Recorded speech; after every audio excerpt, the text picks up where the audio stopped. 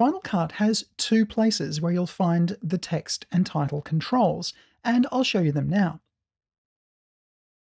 To explicitly select this clip and leave the playhead on top of it, I'm going to Option click it, and that way when I leave the timeline pane, I'm still looking at that in the viewer.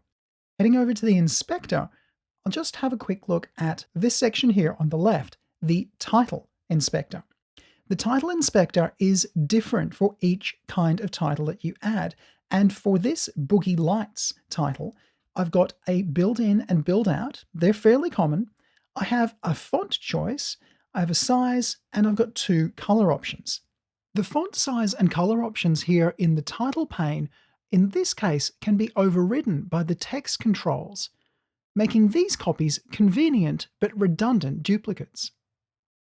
Looking at build-in and build-out, if I deactivate those, then I'll see that there is no special animation at the beginning of this clip, and there's nothing special at the end either. And that might be appropriate if I was, for example, to position this title at the end of this shot, and I didn't want a fancy fade out. I just wanted to go straight into the next shot.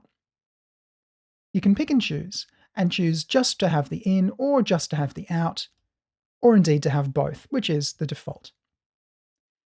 This can be especially important in some titles because the built-in and built-out areas are actually fixed in time, whereas the middle area will stretch. No matter how much I stretch this title, the animation will take the same amount of time to play. And that means that the central area is the part that's being resized. The build-in and build-out are always constant. Just one thing to watch for, if you do play with the length of a title and make it especially small, then any animation which happens over this title, and just watch the title as this plays, will actually happen very quickly because that central area where the title changes has been compressed. Looking past the title options then and getting back to the text options, we see the font and size controls, and indeed we have many other options. We can change text alignment, vertical alignment, which is useful if the text is laid out as a paragraph. There's also this text field at the top, and you may be wondering, why do I need a text field here and another one here? Two reasons. One, it's not always easy to access a particular piece of text in a complex title.